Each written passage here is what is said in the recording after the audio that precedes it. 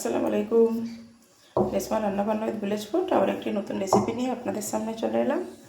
আজকে আমি একটা ফলুই মাছের রেসিপি বানাবো। এখানে ফলুই মাছ নিয়ে নিয়েছি। ফলুই মাছ, পেঁয়াজটা নিয়েছি অনেকটা পরিমাণে, খুব কম উপকরণ দিয়ে বানাবো আজকে। হলুদ গুঁড়ো নিয়েছি, লঙ্কা গুঁড়ো, সামান্য একটু চিনি, নুন, এখানেতে একটা টমেটো নিয়েছি আর 4টে কাঁচা লঙ্কাকে মুখটা একটুখানি সামান্য চিড়ে দিয়েছি। আর এখানে ধনেপাতা কুচি নিয়েছি। সরষের তেলে বানাবো, সরষের তেল নিয়েছি। প্রথমে আমি পেঁয়াজটাকে নুন দিয়ে ভালো করে হাতে করে মেখে নেব। দেখুন, পেঁয়াজটাকে হাতে করে একদম নরম মতো করে নিয়েছি।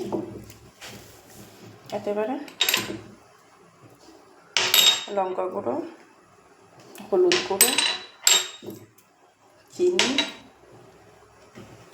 তেলটা একটু বেশি পরিমাণে দেবো, কারণ এতে আমি এক্সট্রা পানি ব্যবহার করব না। এই তেলের মধ্যেই রান্নাটা হবে। আগেকার নানি দাদিরা এইভাবেই হাতে করে মেখে রান্না করতো, কিন্তু সেই তখনকার রান্নার টেস্টের থেকে তখনকার রান্নার টেস্ট দ্বিগুণ, এখনকার রান্না অত টেস্ট হয় না। কিন্তু এবারে বলে মাছটাকে আমি এভাবে তার একবার মেখে নেবো ভালো করে। মাছ থেকেও পানি ছাড়বে, পেঁয়াজ থেকেও কিছুটা পানি ছাড়বে, ওই পানিতেই রান্না হয়ে যাবে। এক্সট্রা পানিতে ব্যবহার আমি করবো না। তবে সময় নিয়ে হাতে একটু ভালো করে মাখবেন, যাতে পেঁয়াজ মাছ একসাথে ভালোভাবে মাখে। এই পর্যায়ে এবার আমি টমেটো যেগুলো কেটেছিলাম না, দিয়ে দিলাম এর মধ্যে।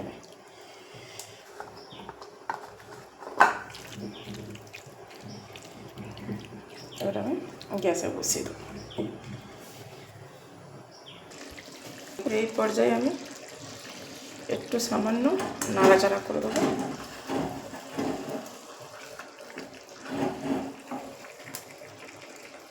একদম আলতো হাতে নাড়াচাড়া করবেন, যাতে মাছগুলো না ভেঙে যায়।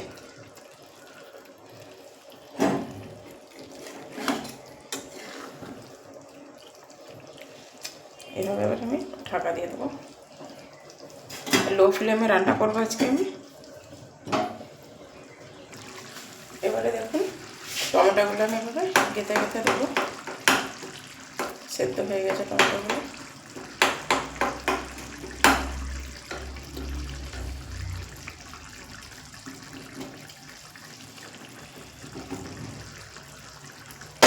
এবারে আর নাড়াচাড়া করার প্রয়োজন নেই। এভাবে সাঁড়াশি নিয়ে বা কাপড়ের টুকরো নিয়ে এভাবে একটু নাড়াচাড়া করে দেবেন।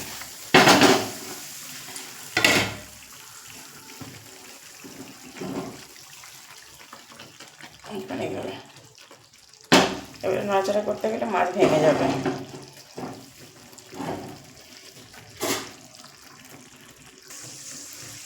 রান্নাটা আমার শেষের পথে। সেদ্ধ হয়ে গেছে, পেঁয়াজগুলো গলে গেছে একদম।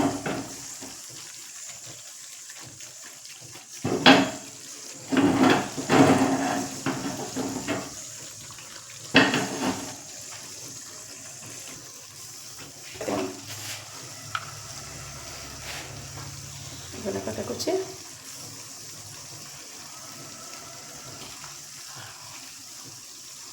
চেরা কাঁচা লঙ্কাগুলো দিয়ে দেবো।